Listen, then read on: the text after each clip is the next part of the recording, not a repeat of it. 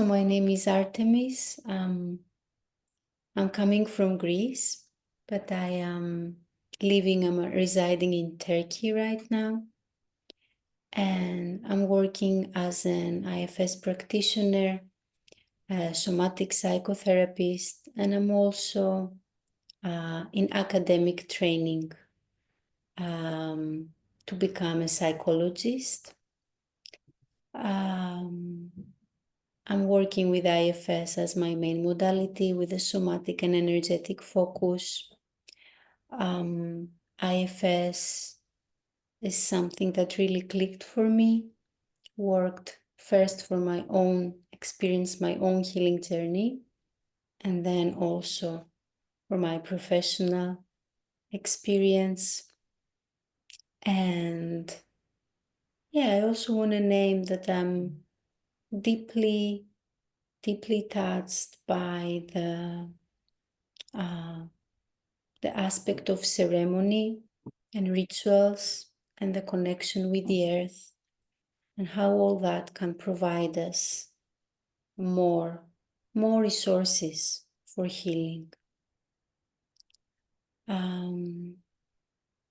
Yeah, and I think I'm okay for now sharing that about myself.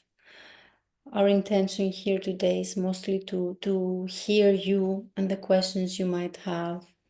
We have a really broad agenda, so I think we can start, Salu, by just inviting everyone to come up on screen or not come up on screen, share their voices, write in the chat. But yeah, really opening the space for questions around that, that offering, that journey that we are embarking on. Okay, so now I think it's a good idea to open the space and open this floor for any questions, or if there is anything that you have, around this theme, motherhood, mother wound. Okay, so maybe you can just unmute yourself and ask whatever is there in your heart.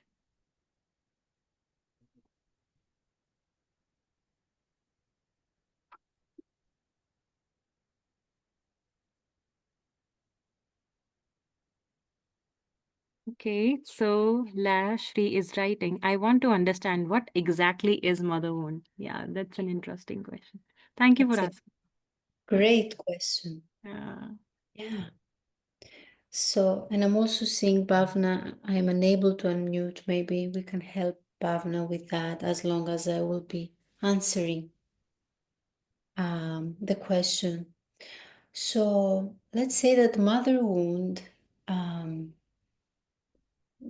it's the pain, the unmet needs, the energetic charges, the beliefs, the conditionings we all hold regarding our very first relationship in life, the relationship with our primary caregiver. For most of us, that was our mother or a maternal figure.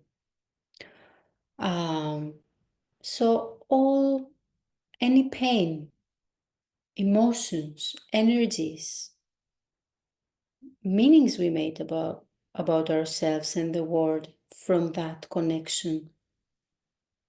And on top of that, I would like to add also the protective strategies, the ways our system kind of formed itself so that it can protect us from overwhelm and from feeling that pain there. And if we are to take it in a broader perspective, that will include also, intergenerational trauma and ancestral legacy, energies that might coming further back the family line of the mother. And also collectively, culturally, globally, at that point, I would even say You know that this wound also reflects on how we treat the primordial mother, Mother Earth, and how the whole world is oriented around more of exploiting rather than nurturing that primordial mother, our mother, the Mother Earth. So, yeah, I think it's a broad perspective. And during the journey, we will also sit to start with this exploration internally for each of us. What does mother wound mean for each of us, and what is coming up around that? Because this is mostly an experiential kind of journey, and the most important thing is your intuition and your own inner experience. But that's a definition I can come up with in general on mother wound, what exactly we're talking about. Thank you, Artemis. And I hope that answers your question, Lashree. And if you have any further question, maybe you can write it in the chat or you can unmute. Thank you. So we have a question, another question from Richa. She's writing, so does one need to have an understanding, conscious recollection of the pain or trauma? That's a great question. Thank you for naming that. Well, I wouldn't say so. I wouldn't say that we need a conscious recollection of the pain or the trauma. And that's the magic of the healing work. We can actually access that pain here and now in this moment just by opening up, gently being present with our system in that container, in the moment. Just, kind of inquiring what is happening inside of us when even we speak about this mother wound, or when we are in the container with all these other people holding that specific intention of going there.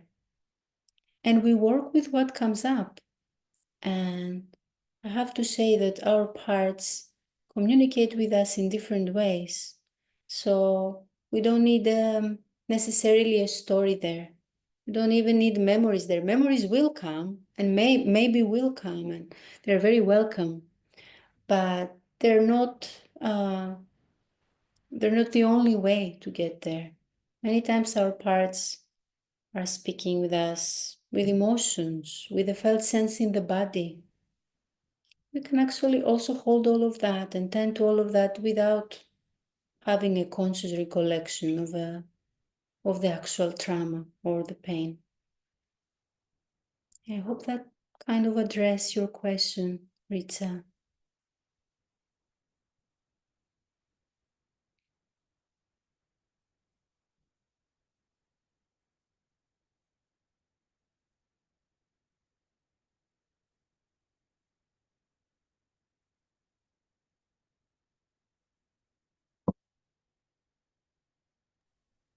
Okay, so ladies, feel free to ask your questions around, because I know that this is a huge, it's a very big theme.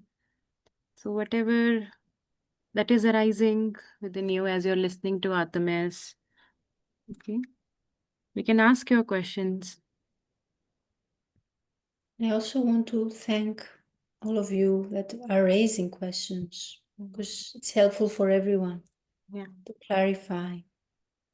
And I really appreciate your courage to step forward and do that. Yeah.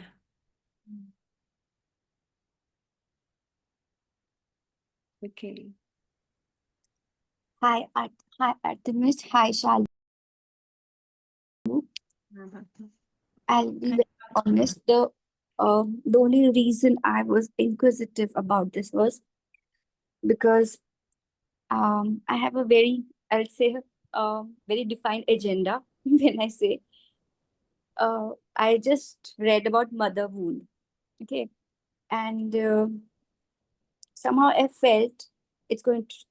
I mean, what I want was like, I lost my mom exactly a month back.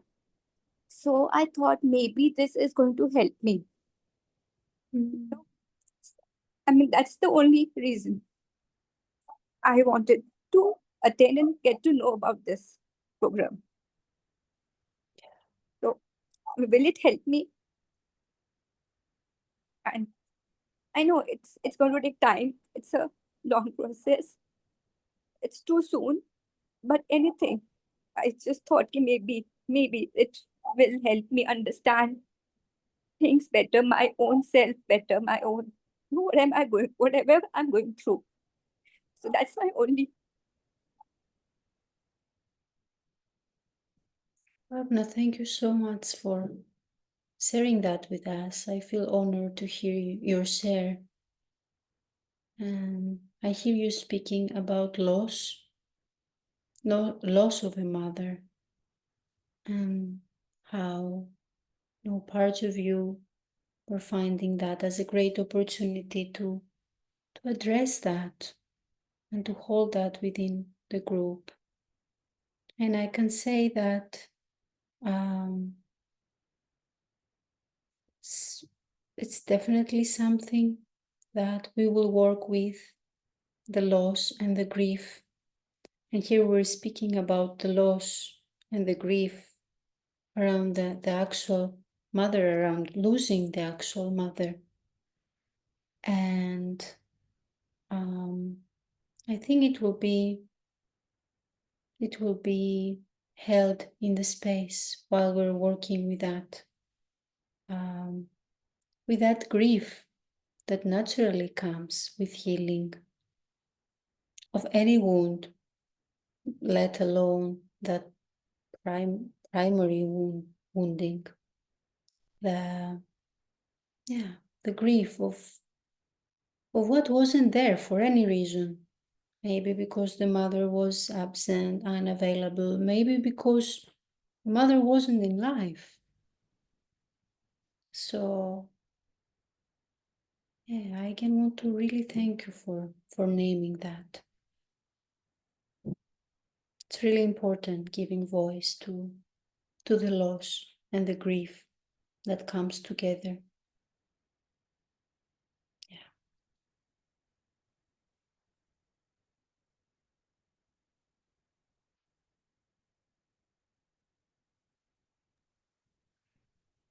And I hope you can also read the chat, Bhavna, holding you in so much love. Yeah. And it's another aspect of it that, you know, we're not destined to stay in loneliness with all these big feelings, the loss, the grief. This is a calling to do so in community and also explore ways on how we can even, you know, transform that grief and that loss, or, you know, hold it as something sacred, because it's very sacred. It's love in disguise. And we will tend to that in different ways, with sharing, with holding, with ceremony. Really important piece of that too. Yeah. To experience the loss and the grief together, not in isolation, but in community.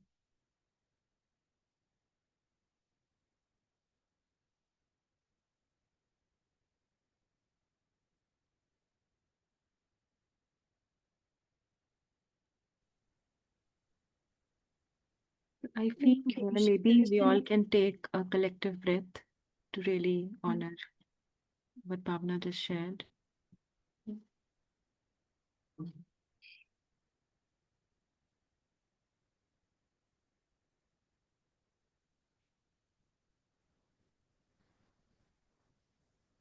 Yeah. Thank I you. see another question in the chat there.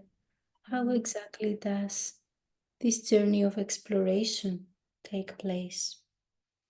So We will be meeting weekly for 6 weeks. Actually, we will meet once and then we will have a break and then we will meet 5 more times every week. And that will be 1.5 hours. And we kind of have a theme for every meeting. You can find all the information in the landing page. And our time together will include several aspects. We will, thank you for posting the link.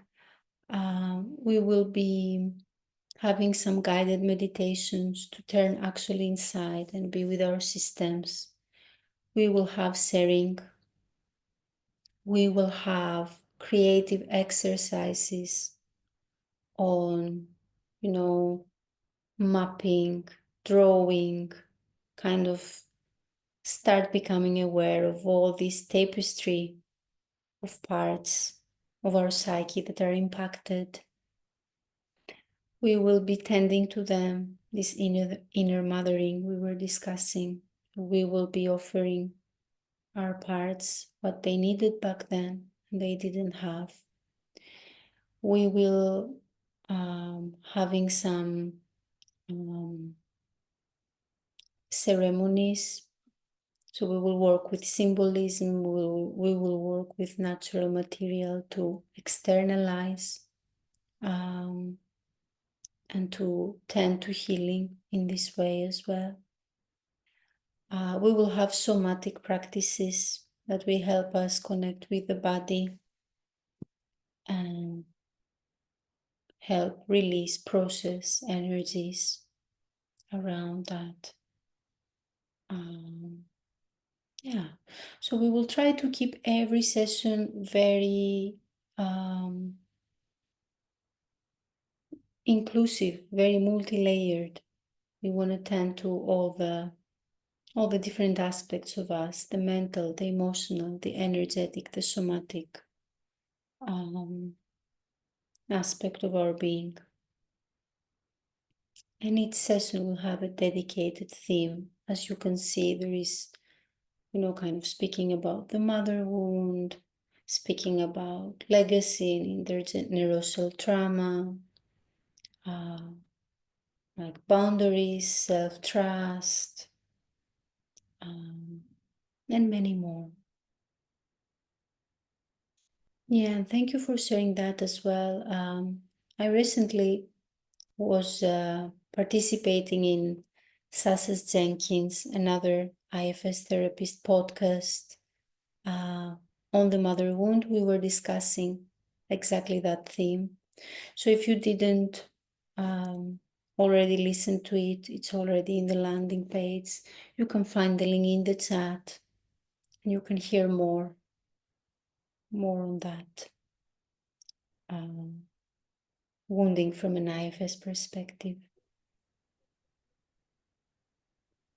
We have this another question in the chat from Udam Preet Kaur. And maybe Udam, you can expand on this question. Yeah, I only saw that now. Thanks for reminding me, Sami. What Yeah. if one decides not to have kids because it's not easy for the kids to live without parents or any one of them? Yeah, well, great question. And I say that this is an honorable decision that is being made.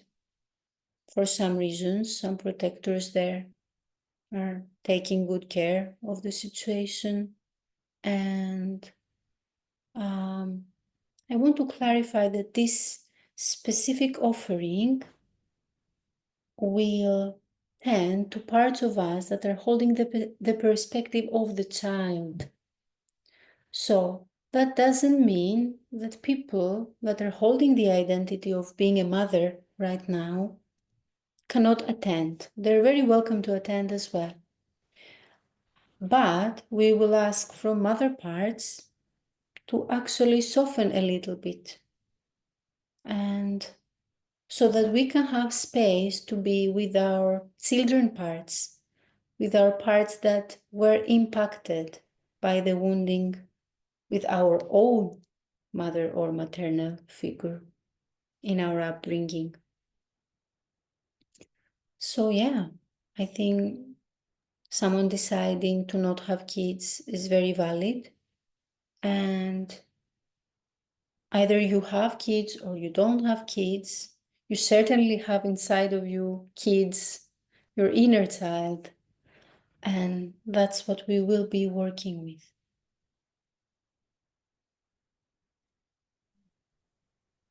And she's also writing, is it called selfishness when a woman wants to prioritize herself, her ambitions, her life, and she does not want to, or ready to just give her for another life who is none other than her own kid?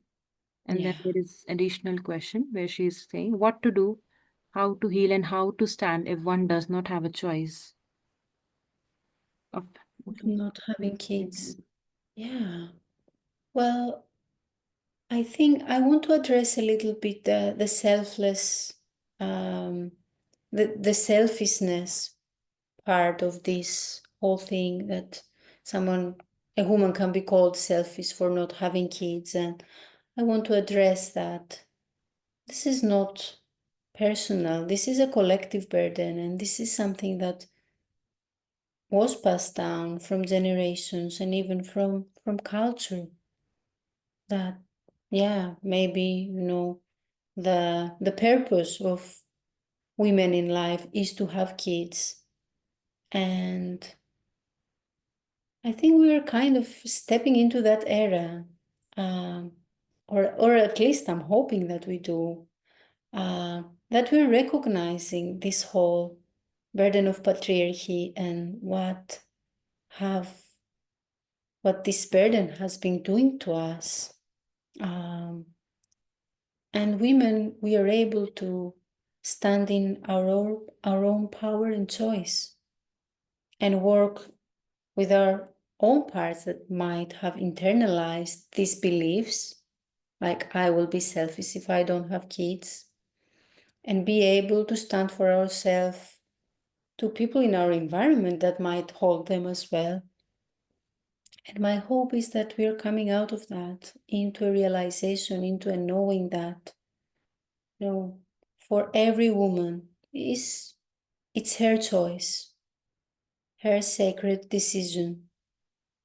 And if she wants to have kids, that's great. And if she doesn't, that's also great.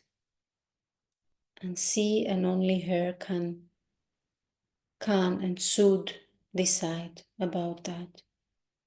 So maybe for you, Udampred, I hope I pronounced that right.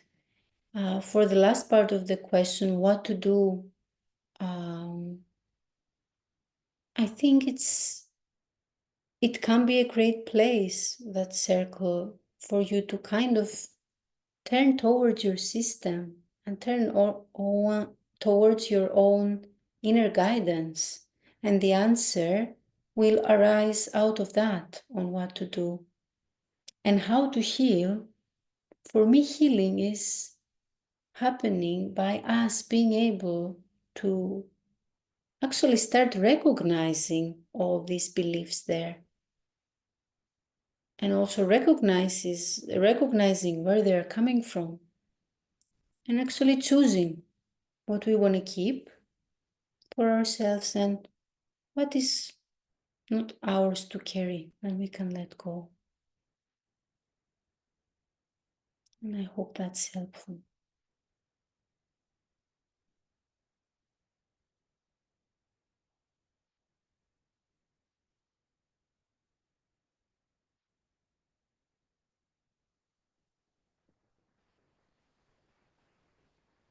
I'm not able to find one unselfish reason why people want to have children. Yeah.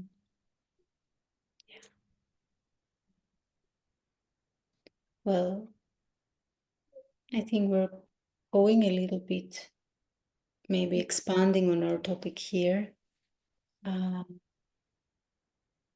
Yeah, I can only speak for myself. So maybe reasons why, in my perspective, people can have kids is to have all the resources, and they want to offer those resources to a new generation, and by that building a better world, maybe a future world. That's my humble perspective. I certainly have parts in both fields. Yeah, but I think I will pause here for now, just to keep that condensed to our topic. Yeah, but thank you, Udampreet, for sharing and for pouring your heart out there. Thank you. Yeah, and I really, really appreciate you, Udampreet, for actually speaking up, putting your heart out in words, and the courage it takes to do so. Really appreciate that.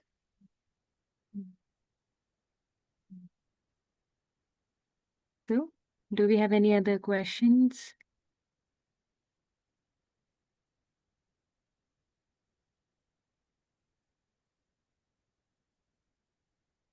Thank you, Bhavna.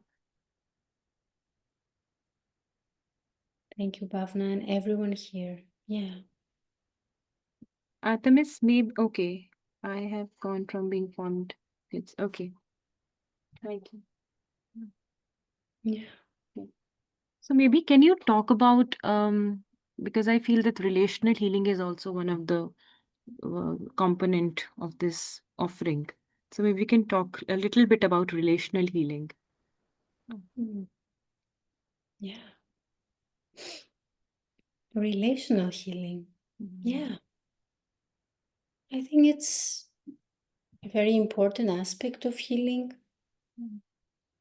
And as I see it from an IFS perspective, there is the U-turn and the return.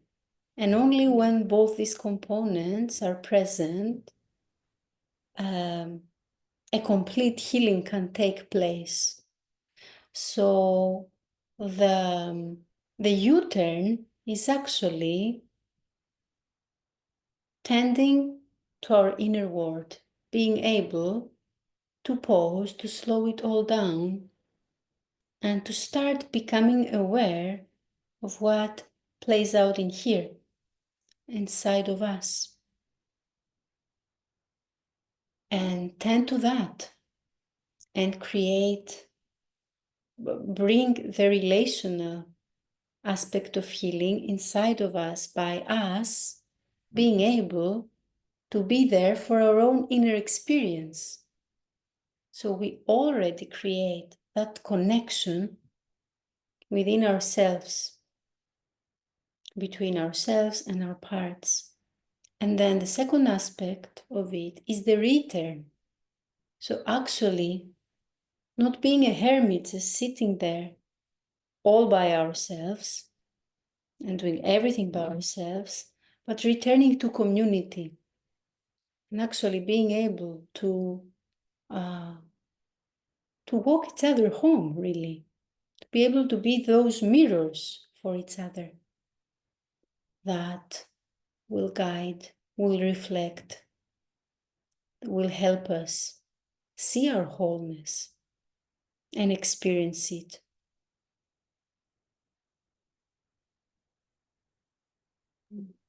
Powerful. Thank you, Artemis, for sharing. And we have this sharing and a question from Layashri, where she's writing that my mother has always been a very kind woman, but she was always very caught up in her own emotional turmoil, especially associated with a toxic marriage to my father. And she had to work because my father was out of work most of the time and was quite bitter about it. She has always been a friend to me, and I mainly had difficulties with my father. Now, however, I'm beginning to get very triggered in my relationship with my mother. How can I go about this? Thank you, Laishri, for asking. Yes. Thank you, Layasri, for bringing that very important aspect into light. And I would say that that might touches a little bit on what I said around the legacy, the intergenerational trauma, and what we carry from generations. So maybe part of that would be to actually start exploring those triggers around your relationship with your mother right now, but also start exploring and addressing all those behaviors, once your mother's, that you also might have taken on now in your own life, in your own system.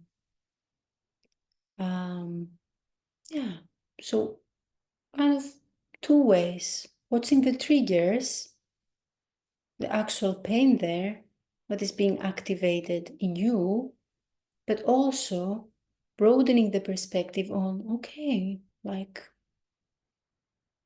what I see in my mother that I might now carry within myself in my own life. Beliefs, emotions, patterns, behavioral patterns, all of that.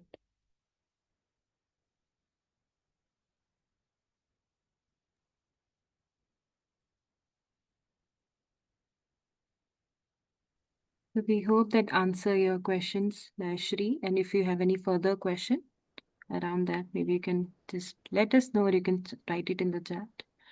So we have another question from Angelina. I have a very difficult relationship with my mom. She seems to be carrying some childhood trauma. How will this journey help me in terms of actual results and takeaways? Thank you, Angelina. Yeah. Thank you, Angelina. And that will be very personal to each of us. But what I have to say here is that, actual results in your relationships with your mother might come and might not come. And relationships are always a two-end thing. You're not alone in a relationship. But in my understanding, you will definitely leave this group with more clarity on what's going on inside of you, and with more resources around how to deal with what is going on. And of course, with a beautiful community of women, and the opportunity, the experience of being seen, of being held, and of knowing that I don't need to carry all of that on my own. I'm not alone, and I'm not the only one in this.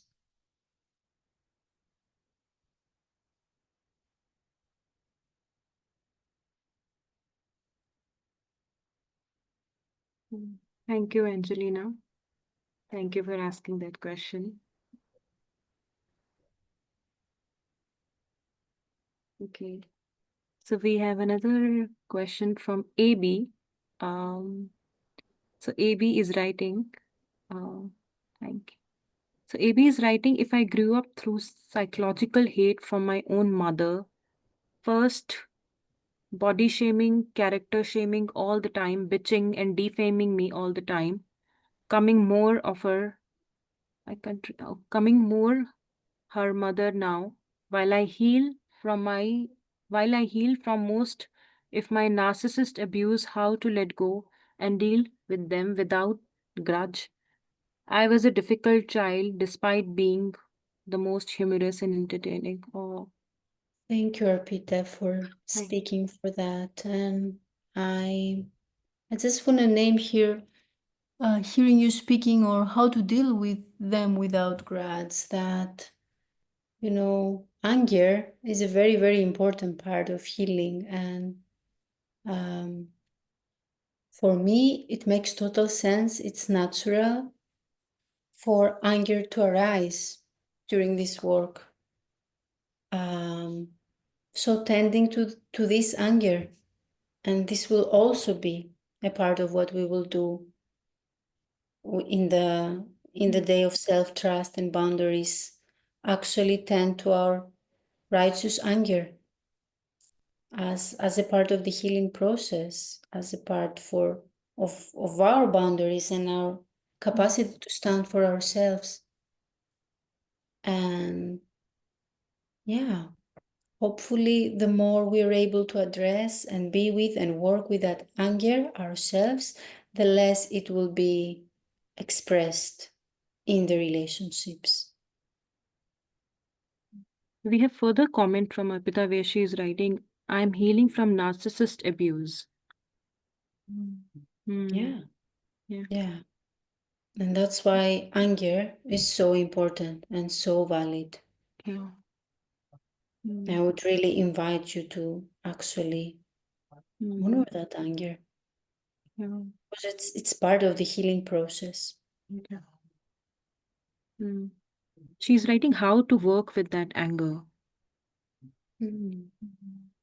Well, again, I think that's a very big chapter. Maybe we can speak on that for another hour, and I want to keep it condensed to our content for today.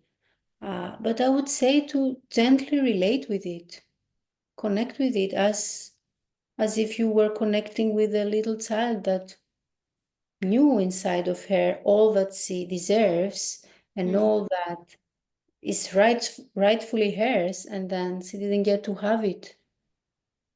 So yes, connecting with the anger, allowing us to create a relationship with these angry parts. And they hold a lot of wisdom. They will let you know what they need.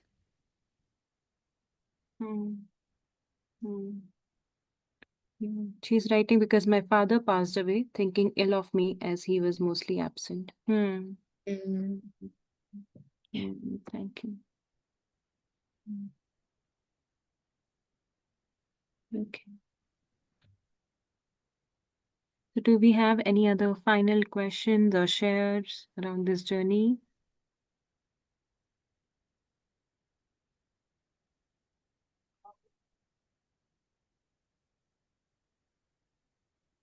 And maybe, we can, at that point, take a breath all together. Yeah. And really, really honor all the questions, all the sharings, all your hearts, your presence here. I hope everyone heals and lives a good life. Yeah. Yeah. And I have an invitation, Salu, if that feels right. We can maybe, conclude that by writing in the chat a word as a blessing, as a wish for all of us in our healing journeys. That's a powerful way to conclude it. Yeah. Wonderful. You can, write it in the chat. And if you want to unmute, you can unmute yourself and say your word.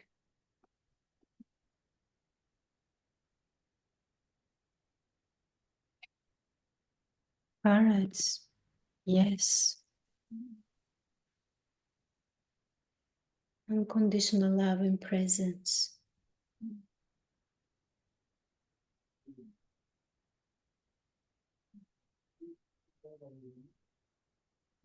Self-acceptance, yes. Yeah.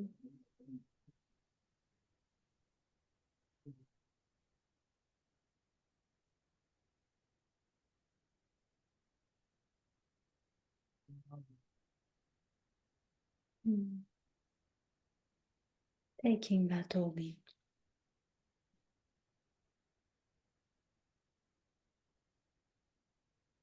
Okay. So thank you, Artemis, for sharing your heart and holding this space today and for answering all these questions beautifully. And I hope to see some of you ladies here in this container. Okay. And if you have any questions, if there is anything that you want us to answer, you can always reach out to us. So I thank you to each one of you who came with presence, curiosity, and openness. And this is more than a program. It is a call to return to yourself and to tend to the places inside you that have long been asking for your love and for your presence. So thank you so much for joining. And if you feel called, you can find all the details about this journey, about this container, including the dates, timing, and how to join on our website. And we have also shared the link in the chat.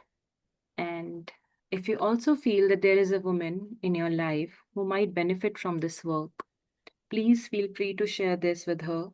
And this healing was never meant to be done alone, as Artemis very rightly said. Okay. And we heal very powerfully, and the healing manifold when we are, when we are with other sisters, So thank you all for joining, and I hope to see some of you in this container. Thank you so much, Salu, for having me. And thank you everyone for being here. Hope to see you in our container. Some of you. Yeah. Yeah. Okay. So have a wonderful rest of the day. Good night, everyone. Bye-bye. Bye, everyone.